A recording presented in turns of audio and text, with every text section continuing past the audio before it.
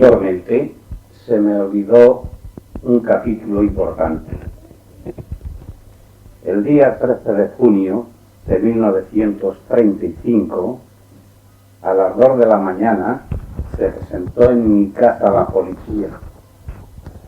Yo vivía en la calle del Embajador, como he dicho antes, número 106, en un piso bajo, cuyas viviendas o habitaciones daban pared por medio con la portería.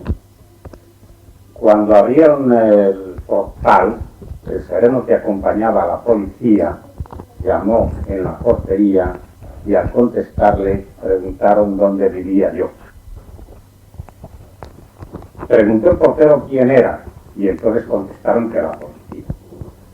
Cosas que había escuchado perfectamente mi madre desde la cama.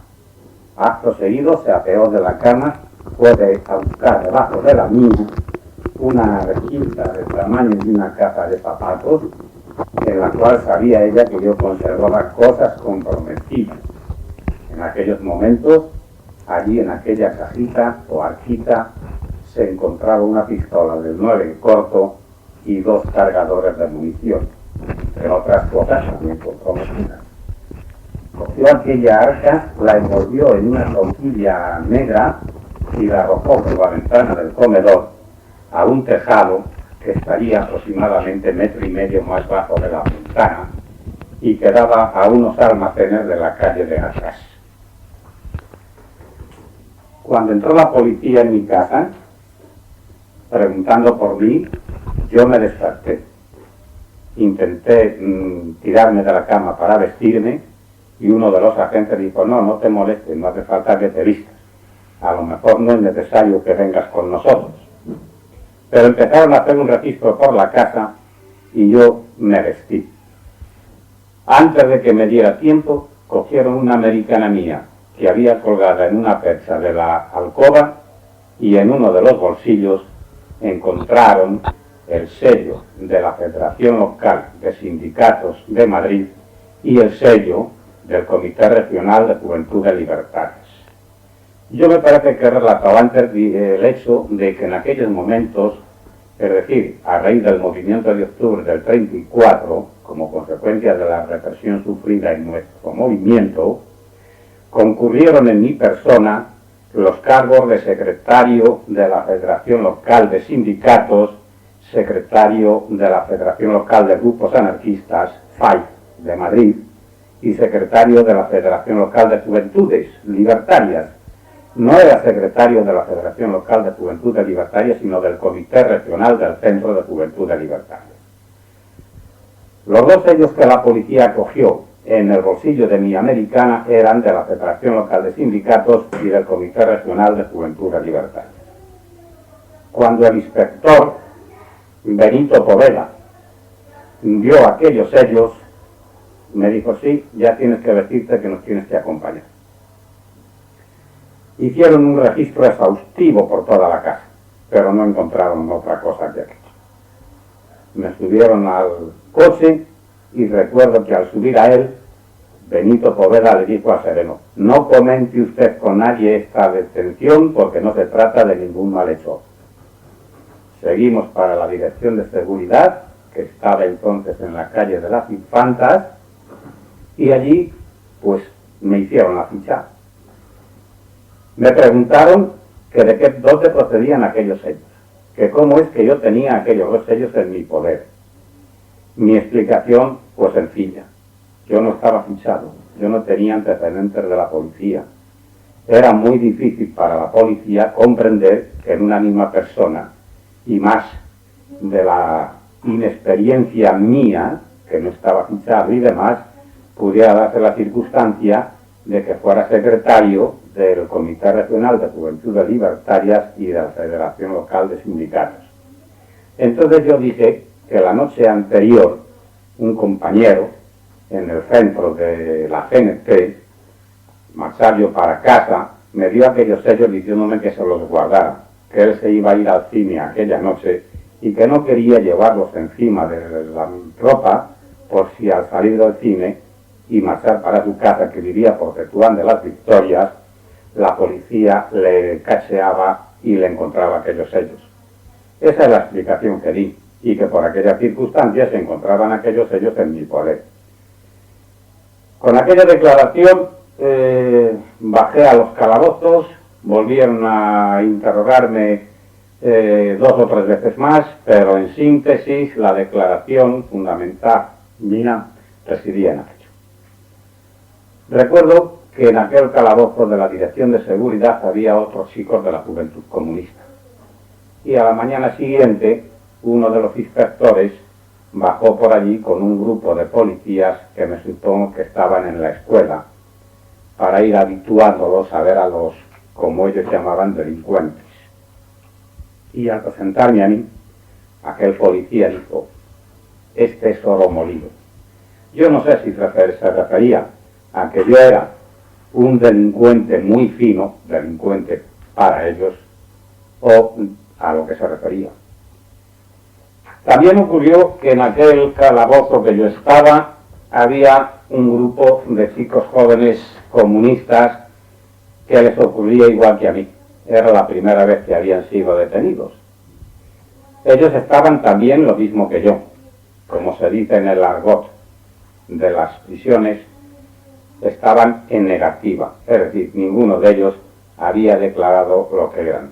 A mí sí me lo declararon, de la misma manera que yo se lo declaré a ellos, pero en aquel momento fuimos verdaderos camaradas y ambos, tanto ellos como yo, guardamos ante la policía el secreto de nuestra verdadera actuación.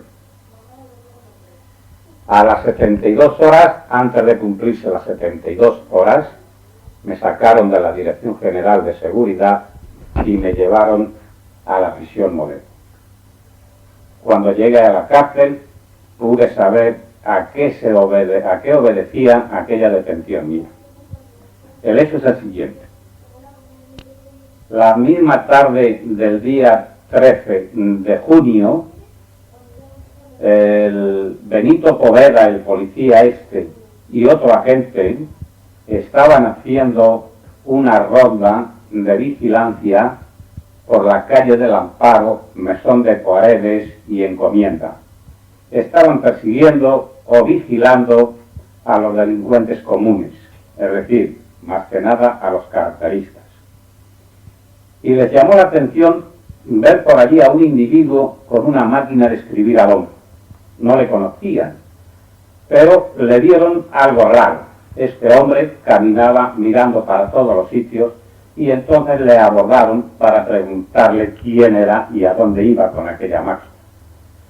Se trataba de Manuel Ramos, un viejo militante de la CNT y de la FAI, que había ido a buscar aquella máquina de escribir a casa de un zapatero que había allí en la calle del Amparo, en una guardilla, y en cuyo domicilio se multicopiaba un boletín que hacíamos la gente de la CNT para el movimiento anarquista portugués. Ya había dado el golpe el Salazar, ya estaba en el poder Salazar, y la represión que había emprendido contra el movimiento anarquista, es decir, contra la FOA, no era la FOA era de la Argentina, contra el movimiento de la gente, pues hizo salir de allí emigrados a muchos de ellos, y algunos vinieron para Madrid, se establecieron aquí, y estos eran los que hacían aquel boletín de información que nosotros nos encargábamos de imprimir, primero haciendo los clichés con una máquina de escribir y después con los clichés en una multicopista haciendo las copias para que ellos las distribuyeran por Portugal. Manuel Ramos subió con la policía y la máquina de escribir cargada al hombro hasta la guardilla de aquel zapatero. Allí encontró la policía todo ese material. Y en una de aquellas circulares que hacíamos en aquella casa figuraba mi nombre y mi domicilio. Me habían hablado ya los compañeros portugueses de que ellos necesitaban un domicilio de confianza en Madrid para recibir la correspondencia de Portugal. Como yo no estaba fichado, di el domicilio mío. y en aquellas circulares figuraba mi nombre y mi domicilio. Por esta razón, cuando la policía hizo todas esas incautaciones, le preguntaron a Ramos. Ramos dijo que yo no tenía más arte ni parte en todo aquello que haber prestado mi nombre y mi domicilio para recibir en él la correspondencia, y por estas razones fueron retenidos. De todo esto me enteré cuando ingresé en la cárcel Modelo por boca del propio Ramos. Era, como digo, la primera vez que yo caía detenido. En la prisión, en aquellos momentos, la vida era tranquila. No había represiones de ninguna clase dentro de la cárcel. Nos reuníamos libremente. Recuerdo que a la hora del paseo, en el patio de la segunda galería, que es donde yo me encontraba, se hacían grandes corros y allí cada día algún hombre de la CNT daba una charla o daba una conferencia. Fue muy aleccionador para mí aquello. Y estando allí, algunos compañeros, entre ellos Cipriano Mera, cayeron detenidos y empezaron a aplicarles la ley de vagos. La ley de vagos era una ley que se había hecho durante la República, es decir, durante el bienio socialista republicano del año 31 al 33, para reprimir a los maleantes, a los chorizos y a todas estas gentes. Pero al coger el gobierno, la gente de derechas, es decir, el gobierno de Gil Robles, aquella ley que habían hecho los socialistas con aquellos fines, la gente de derechas la aplicaba a los hombres políticos y de acción social. Algunos de los que estaban allí en la cárcel Modelo les aplicaron esta ley. Cipriano Mera, me acuerdo que tenía el temor de que también se la aplicaran, pero dijo que a él no se la aplicaría, porque él daría lugar a que le procesaran antes de que le aplicaran aquella ley. Y la decisión que tomó era firme. Su propósito era de que cuando se presentaba el juez especial de la ley de vagos a tomarle declaración para procesarle por medio de aquella ley, su propósito era, como digo, abofetear, para que el juez se viera obligado a procesarle por atentado a la autoridad. Y de esa manera él pensaba que evitaría el que le aplicaran la ley de vagos.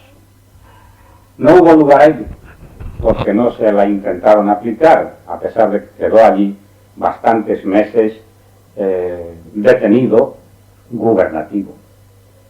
En la misma situación estaba aquel procedimiento que me había iniciado la policía con motivo de aquellos sellos que me habían ocupado a la hora de tener en mi casa. El juez no encontró materia delictiva y después de tomarme declaración en la prisión me sobreseyeron la causa. Pero no salí en libertad. También quedé allí como preso gubernativo hasta que me reclamó un juez de la provincia de Cuenca. Y entonces salí a disposición de aquel juez de Cuenca más o menos por el mes de septiembre. Llegué a la prisión de Cuenca, custodiado por la Guardia Civil, en el ferrocarril, y cuando entré en la cárcel había una diferencia extraordinaria de aquella pequeña prisión provincial a la enorme cárcel Modelo de Madrid. Al centro de la prisión, allí me encontré con 5 o 6 compañeros de las Juventudes Libertarias, y así supe por qué se me reclamaba y por qué me llevaban a Cuenca. Resulta que la policía había hecho varias detenciones entre miembros de las Juventudes Libertarias. Entre ellos, allí estaba en aquella prisión un tal Durango, que era secretario del Comité Provincial de Juventudes. Este fue el que me explicó cuál era la situación. Con motivo de un mitin que fue a dar a Uclés, un pueblo de Cuenca, José Antonio Primo de Rivera, cuando pasaban por la carretera en los coches para dar aquel mitin que ya había sido anunciado en la prensa y por medio de carteles en los pueblos de los alrededores, este grupo de juventudes libertarias, los tiroteos desde la carretera, después de sembrar estas contachuelas grandes, con el fin de que al pasar los coches pincharan y tuvieran que parar. De aquel atentado se derivaron todas estas detenciones. Al detener a este Durango, que era el secretario del Comité Provincial de Juventudes, le encontraron en su casa un telegrama mío acusando recibo del material recibido que él me había mandado y anunciándole el envío de un giro. Esto es lo que dio lugar a mi detención. Como yo vi a este Durango antes de que la policía tuviera que tomarme declaración, fue fácil ponernos de acuerdo. La explicación que le había dado era de que yo le había mandado sellos de cotización de las Juventudes Libertarias. Y él me anunciaba que había recibido aquellos sellos y que me remitía un giro postal por el importe de los mismos. Era la verdad. Como era la verdad y en realidad no me perjudicaba gran cosa, pues yo no tuve más remedio que aceptarla, y cuando tuve que declarar, primero ante la policía de Cuenca y después ante el juez, dije que sí, que efectivamente yo le había mandado eso, pero que yo no tenía que ver nada con el Comité Regional de Juventudes, puesto que era un individuo que había prestado su nombre y su domicilio para muchas actividades, entre ellas esta, que yo era una especie de enlace entre el Comité Regional de Juventudes y el Comité Provincial de Juventudes Libertarias de Cuenca. Con esta declaración se celebró el juicio y yo salí absuelto, como salieron absueltos casi todos, menos Durango, que fue condenado a 3 años de prisión. Desde la misma audiencia subimos en franca camaradería con los compañeros de Cuenca hasta la prisión, que estaba en lo alto de la ciudad, sin control de ningún guardia y completamente libres. Y cuál no sería mi sorpresa al entrar en la prisión para recoger mi maleta y las pequeñas cosas que allí tenía, entrar y decirme al director que no me podía ir, que tenía que quedarme allí preso. Yo me indigné, armé un pequeño escándalo, reclamé que llamaran inmediatamente a nuestro defensor, que aún se encontraba en Cuenca, Marino López Lucas se llamaba, y cuando lo subió le expliqué que a qué obedecía todo aquello, que yo había sido juzgado, había sido absuelto y el director de la prisión no me dejaba marchar. Entonces el director me dijo que me calmara, que tuviera serenidad, que él no lo podía hacer, porque yo había entrado allí como preso gubernativo, a pesar que me habían procesado para juzgarme por aquellos hechos que se me imputaban, y que por lo tanto yo estaba a disposición de la Dirección General de Seguridad, y que él ya había pulsado un telegrama diciendo que había sido absuelto de aquel juicio y que qué hacía conmigo, si me devolvía a Madrid como preso gubernativo o me ponía en libertad, ya que en Cuenca no me podía retener como preso gubernativo, porque en Cuenca estaban restablecidas todas las libertades constitucionales y no podía haber presos gubernativos. Efectivamente, la contestación fue afirmativa y me pusieron en libertad. Era un sábado por la tarde. Yo me fui a casa de un compañero de Cuenca que se llamaba Festeos. Me dijo que esa noche tenían una reunión, la federación local, y que me invitaban a que asistiera a ella. La casa sindical de Cuenca era de la CNT. Allí la UGT tenía muy poca influencia. Asistí a aquella reunión, presencié todos los problemas que aquellos compañeros debatieron en ella, y por la noche pues estuvimos por la ciudad de café en café hasta las 2 de la mañana aproximadamente, en que me fui a dormir a casa de este Festeos. Al día siguiente era domingo. y estaba anunciada la llegada a Cuenca del ministro de la Gobernación. Habían organizado una concentración de alcaldes de la provincia para reunirse con el gobernador civil y con el ministro de la Gobernación.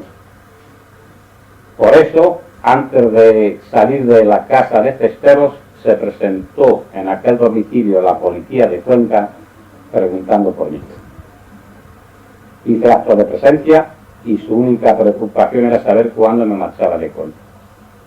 Le dije que no lo sabía, que iba a estar allí un día o dos, invitado por estos compañeros, y que desde luego ese día, domingo, no iba a salir de Cuenca. Me preguntaron si iba a seguir durmiendo en aquella casa y si me iba a hospedar allí. Dije que sí, y sin más se marcharon. Acto seguido nosotros también salimos. Salimos por la calle de Carreterías, que es la calle principal de Cuenca, a un kiosco que vendían prensa confederal y folletos, que lo regentaba un militante de la CNT, y estando en aquel kiosco vimos a una pareja de policías que indudablemente estaban vigilándome. Lo tomamos un poco a broma y nos reímos de ellos. Anduvimos de bar en bar, de esquina en esquina, perdiéndonos, apareciendo, y los policías detrás de nosotros buscándonos por todos los sitios.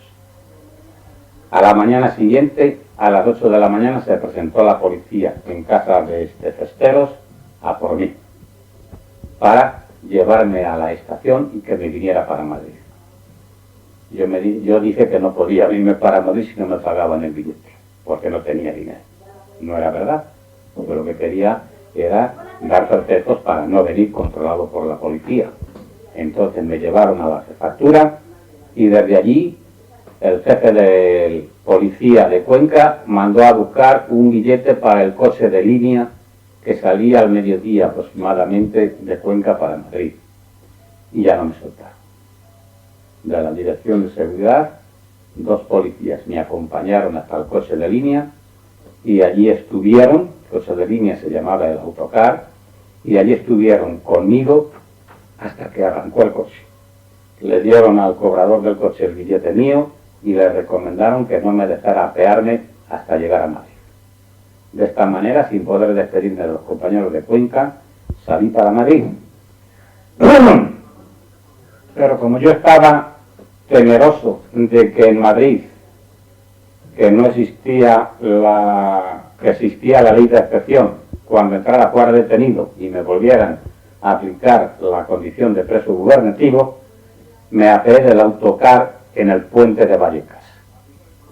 Dije que vivía allí cerca y que me venía mejor apearme allí que en el final del trayecto. Y desde el puente de Vallecas subí andando hasta casa. Y esto es lo que quería relatar como cosa que se me había olvidado en los capítulos que he referido hasta este momento. Como he dicho anteriormente, el día 17 de julio de 1936 yo salí delegado por el Comité Nacional para la región de Levante.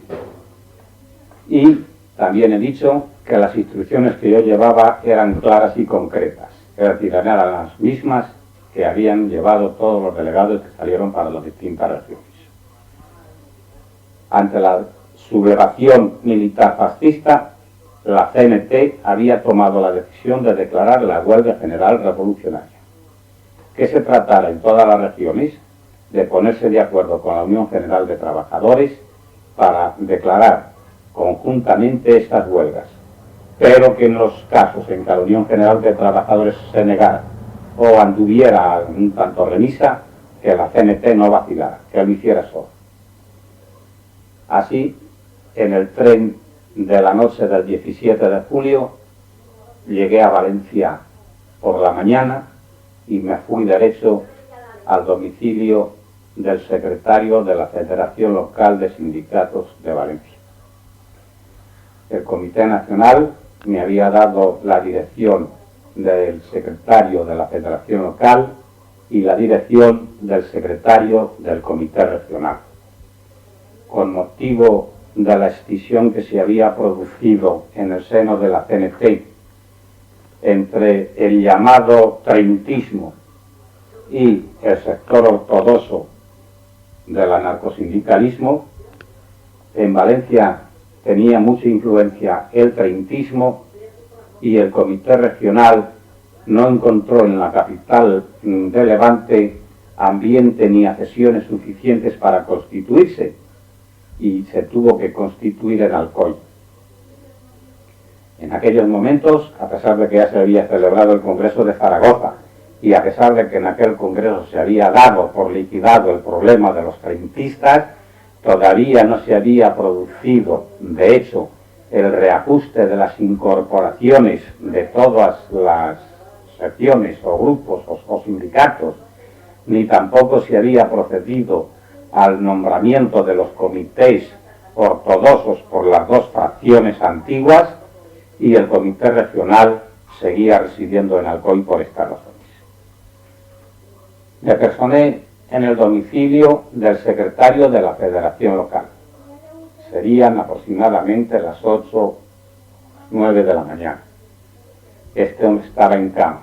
En la cama me recibió, le presenté mi credencial como delegado del Comité Nacional, le pregunté cuál era la situación en Levante, que me informara de lo que ocurría allí. Me dijo que habían estado reunidos en plenaria, como ellos llamaban, a las reuniones de todos los sindicatos de la localidad hasta las 3 de la mañana y que no habían tomado ninguna decisión, que lo único que habían acordado era continuar aquella reunión este mismo día a las 5 de la tarde.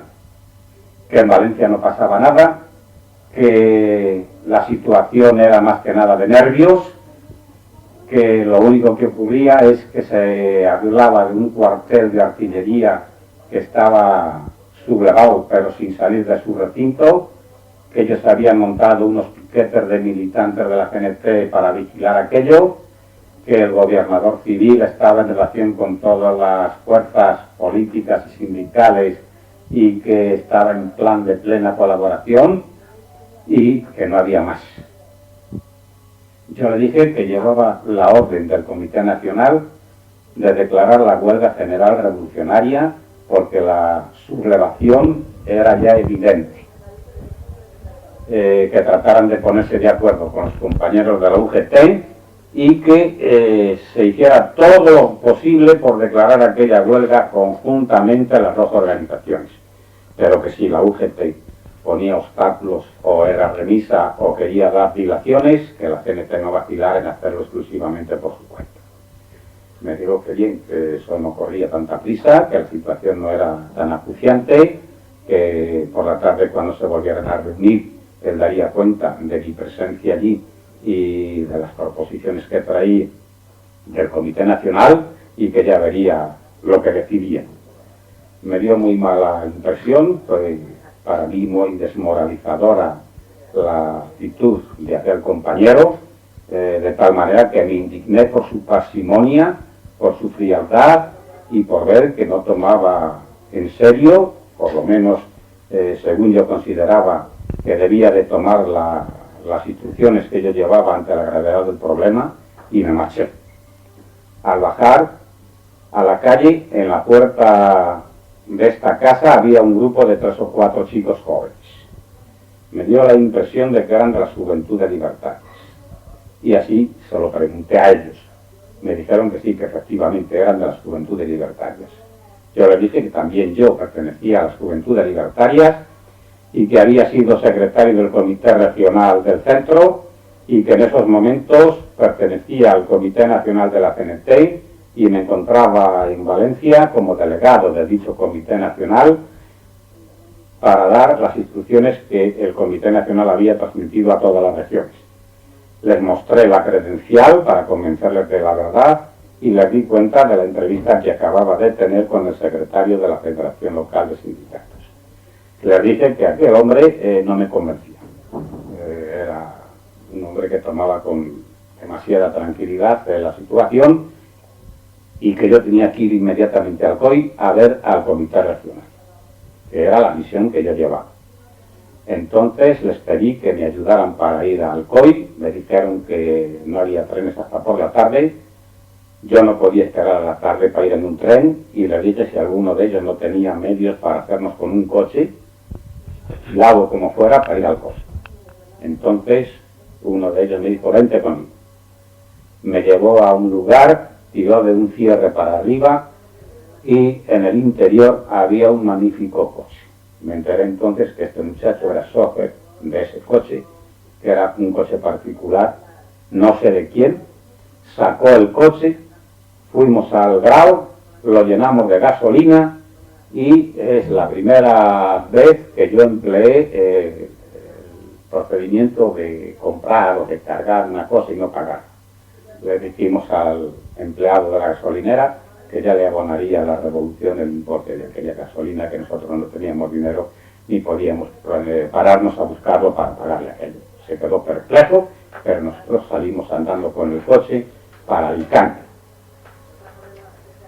Llegamos a Alicante y en el domicilio del Comité Regional nos dijeron que el secretario Pablo Monllor, con otros compañeros, habían establecido su cuartel general en un bar que había enfrente del cuartel que en Alcoy existía. Allí había